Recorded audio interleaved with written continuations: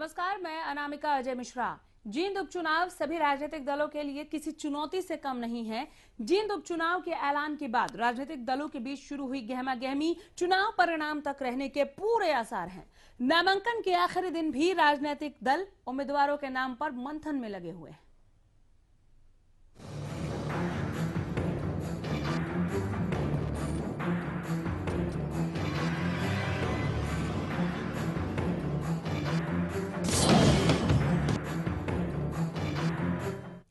जींद उपचुनाव के लिए उम्मीदवारों के नामांकन का आज आखिरी दिन है। अब तक जिन जिन उम्मीदवारों के नाम जींद की जंग के लिए सामने लाए गए हैं, उससे यही लगता है कि जींद की जंग में उम्मीदवारों के बीच कांटे की टक्कर होगी। ये चुनाव इस लिहाज से भी अहम है क्योंकि इन चुनावों में कई वरिष्ठ नेताओं की प्रतिष्ठा दांव पर लगी हुई है।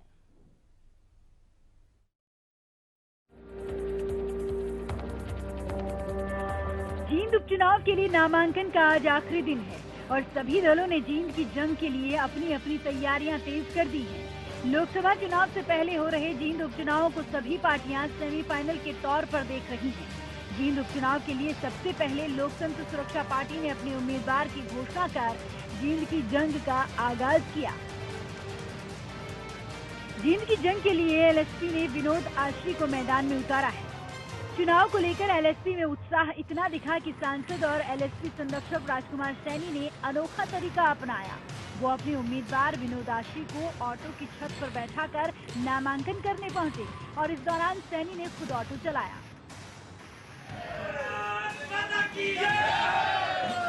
दूसरी ओर बीजेपी ने जींद की जंग के लिए कृष्ण मिड्ढा को मैदान में उतारा है। कृष्ण मिड्ढा इनेलो के दिवंगत विधायक हरिचंद मिड्ढा के बेटे हैं। बीजेपी की ओर से मिड्ढा के नाम के ऐलान के बाद उनके समर्थकों ने जमकर जश्न मनाया।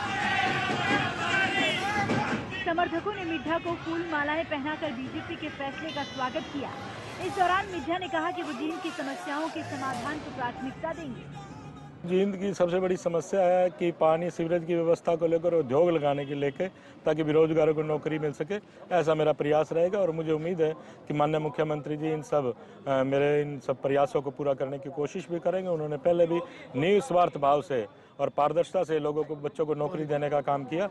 ये इसी तरह से निरंतर प्रयास जारी रहेगा। जींद उपचुनाव में उम्मीदवार के ऐलान के लिए कांग्रेस को काफी मशक्कत करनी पड़ी। इसके लिए दिल्ली में हरियाणा कांग्रेस की कई बैठकें हुई। बुधवार शाम हुई बैठक के बाद कांग्रेस ने बड़ा दांव खेलते हुए कांग्रेस के वरिष्ठ नेता और कैथल से विधायक रणदीप सुरजेवाला के नाम का ऐलान किया। रणदीप सुरजेवाला कांग्रेस राष्ट्रीय अध्यक्ष राहुल गांधी के काफी करीबी माने जाते हैं। राजनीतिक दलों की तैयारी और एक के बाद एक जींद की जंग के लिए मैदान में उतर रहे उम्मीदवारों को देखते हुए ये अंदाजा लगाया जा सकता है कि जींद में राजनीतिक दलों के बीच कांटों की टक्कर होगी। लेकिन ये भी देखना होगा कि जीत के बाद जींद का विजेता लोगों की उम्मीदों पर कितना खरा उतरेगा। Bureau report, Haryana news.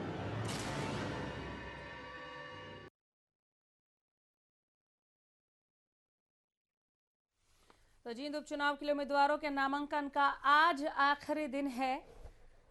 अब तक जिन जिन उम्मीदवारों के नाम जींद की जंग के लिए सामने लाए गए हैं, उससे यही लगता है कि जींद की जंग में, इस जद्दोजहद में उम्मीदवारों के बीच कांटे की टक्कर होगी। ये चुनाव इस लिहाज से भी अहम है क्योंकि इन चुनावों में कई वरिष्ठ नेताओं की प्रतिष्ठा दांव पर लगी हुई है और आने वाले चुनावों के लिए इसे सत्ता के सेमीफाइनल के तौर पर भी देखा जा रहा है। सीधे रुख करेंगे न्यूज रूम की तरफ। हमारे सहयोगी मुकेश गुप्ता जुड़ रहे हैं ज्यादा बातचीत के लिए। जींद की जंग पे तैयारियां तमाम हैं सभी राजनीतिक दलों की ओर से। मुकेश, कोई भी रिस्क लेने के मूड में नजर नहीं आ रहा। अनामिका, अभी सबसे ताजा अपडेट बताऊं कि बस थोड़ी देर में जो है दुष्यंत चौटाला प्रेस कॉन्फ्रेंस करके अपने उम्मीदवार की घोषणा कर सकते हैं। और जहां तक बताया जा रहा है कि कांग्रेस से थोड़ी देर पहले ही उनकी मुलाकात अंशुल सिंगला से हुई थी, उनका नाम निकल के सामने आ रहा है क्योंकि इससे बताया जा रहा है कि कांग्रेस के उनके दरवाजे से जो कांग्रेस का झंडा भी हटाया गया है। निश्चित तौर पर चौंकाने वाला नाम दुष्यंत चौटाला दे सकते हैं कि सबसे बड़ी बात यह है कि उन्होंने भी देखा है कि किस तरीके से तमाम पार्टियां अपने उम्मीदवार उतार सकती हैं और ये उनकी पार्टी का जो है पहला चुनाव है और सबसे बड़ी बात यह है कि वो उनका कैंडिडेट कैसा हो, सामने के जो कैंडिडेट हैं बीजेपी के हो या कांग्रेस के हो, तमाम चेहरों को देखते हुए कैंडिडेट उतारने की पूरी चिंता और जद्दोजहद लगी हुई है पार्टियों के अंदर। और यही कारण है कि इनेलो और जेजेपी जो है अपने उम्मीदवार को लेकर के किसी भी तरीके का कोई कसर नहीं छोड़ना चाहती है, क्योंकि जो चुनाव है उपचुनाव जींद का है वो बेहद अहम माना जा रहा है। और सबसे बड़ी बात यह है कि जो ये चुनाव है वो कहीं ना कहीं एक तरह से तमाम जो बड़े नेता हैं हरियाणा के उनके लिए भी चिंता का विषय बना हुआ है। इनेलो और जेजेपी दोनों की ये कोशिश थी कि पहले सबके उम्मीदवार देख लें और उसके बाद हम अपने पत्ते खोलेंगे। शायद ये इसी वजह से कि हमें सबके मुकाबले में टक्कर का उम्मीदवार उतारना है। कल तक जेजेपी की ओर से संभावित जो नाम था वो दिग्विजय चौटाला का था। आज कोई और भी इस रेस में दिख रहा है क्या मुकेश? बिल्कुल अनामिका, देखिए कल अगर हम कांग्रेस की बात करें तो कल तक कोई और नाम चल रहा था। रातों रात नाटकीय क्रम में जिस तरीके से सुरजेवाला का नाम सामने है कहीं ना कहीं जो पार्टी है, पार्टी के तमाम जो रणनीतिकार है वो किसी भी तरीके से कोई कसर नहीं छोड़ना चाहते हैं। यही कारण है कि जो जींद उपचुनाव को लेकर के जो उनके उम्मीदवार हैं वो कहीं ना कहीं तमाम जो उनके जो कहीं एक कैंडिडेट का चेहरा है उसकी जातिगत से लेकर के उसका जो प्रभाव क्या है, उसकी फेस वैल्यू क्षेत्र में क्या है, तमाम सारी चीजों को देख करके कहीं ना कहीं पार्टी जो है पूरी मंशा बना रही है। और यही कारण है मुझे लगता है कि दुष्यंत चौटाला जो है फैसला लेने में थोड़ा समय लगा रहे हैं, लेकिन उनको भी चिंता और डर सता रही है कि उनका जो कैंडिडेट होगा वो कैसा होगा। क्योंकि इससे पहले अगर हम बात करें तो कहीं ना कहीं चाचा भतीजा दोनों एक साथ चुनाव लड़े थे और एक पार्टी थी और इस कारण से कहीं ना कहीं इनेलो के हाथ में ये सीट कब्जे में थी। लेकिन आज दोनों चाचा भतीजे की अलग अलग पार्टी है और अपने तरीके से चुनाव लड़ने की पूरी कोशिश की जा रही है। दुष्यंत चौटाला पूरे रणनीति के साथ जो है अपने कैंडिडेट को उतारने की कोशिश कर रहे हैं और मुझे लगता है इसी कारण से थोड़ा सा लेट और विलंब उनकी पार्टी की तरफ से हो रहा है, लेकिन कुछ ही क्षण में उनकी पार्टी की तरफ से कौन उम्मीदवार होगा उसका फैसला हो जाएगा। चलिए, बहुत शुक्रिया इस तमाम बातचीत के लिए, जानकारी के लिए। रुक रहे हैं यहाँ पर हम एक बहुत ही छोटे से ब्रेक के लिए।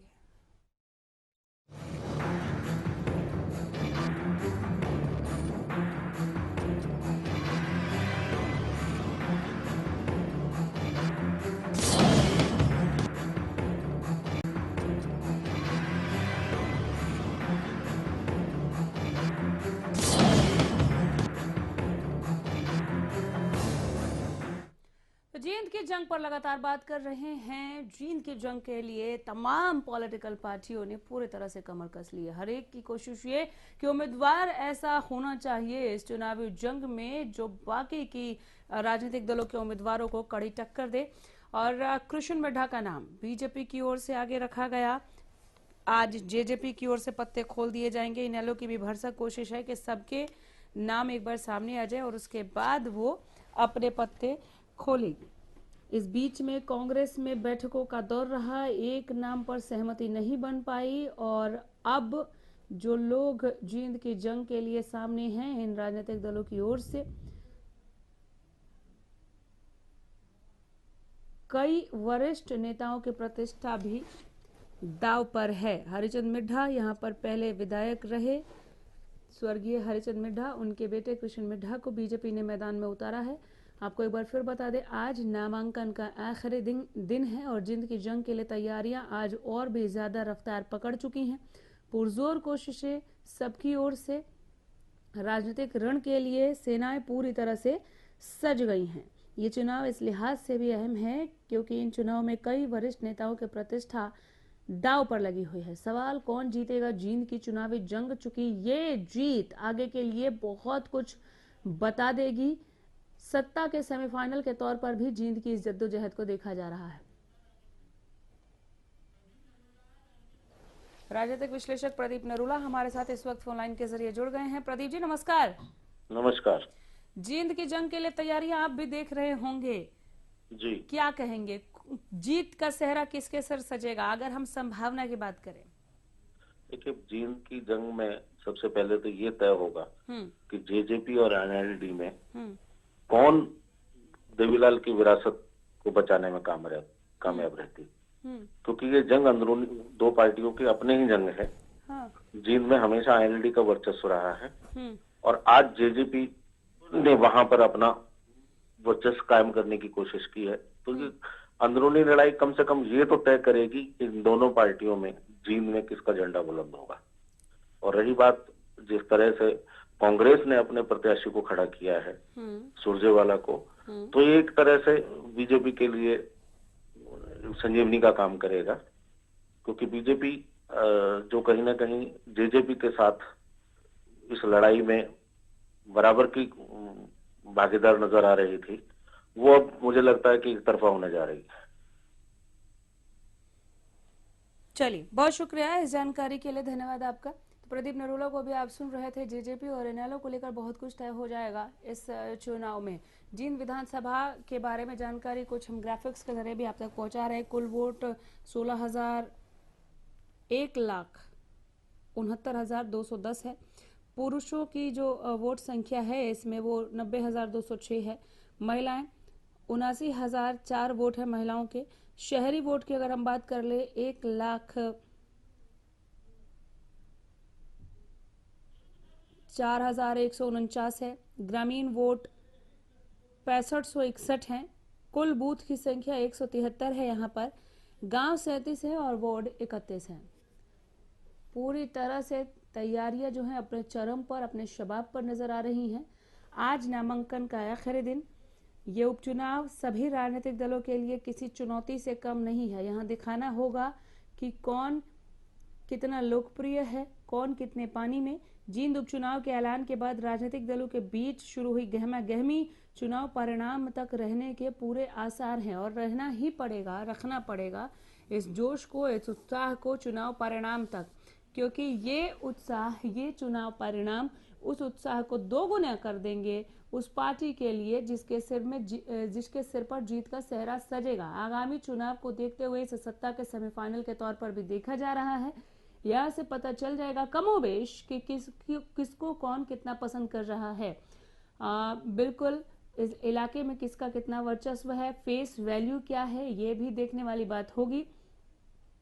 नामांकन के आखिरी दिन भी राजनीतिक दल उम्मीदवारों के नाम पर मंथन में लगे हुए हैं, इसमें भी कोई दो राय नहीं है। सभी ने अभी तक अपने पत्ते नहीं खोले। थोड़ी देर में हो सकता है कि जेजेपी की ओर से ऐलान हो जाए। दिग्विजय चौटाला का नाम संभावित था, लेकिन किसका ऐलान दुष्यंत चौटाला करते हैं ये देखने वाली बात होगी। जींद विधानसभा के बारे में प्रॉपर जानकारी आंकड़ों के साथ एक बार फिर से हम ग्राफिक्स के जरिए पहुंचा रहे थे आप तक, और ये आप कोशिशें देख रहे हैं इन 3 अलग अलग तस्वीरों में लगातार लोगों से मिलना। इनेलो ने तो जींद में ही डेरा डाल दिया हुआ है। लोगों से बातचीत करना, वोट बैंक को अपनी ओर आकर्षित करना, ये तमाम राजनीतिक दलों की ओर से कोशिशें हैं। तो जींद की जंग पर अपडेट के साथ आगे भी लौट कर आते रहेंगे। फिलहाल इतना ही, नमस्कार।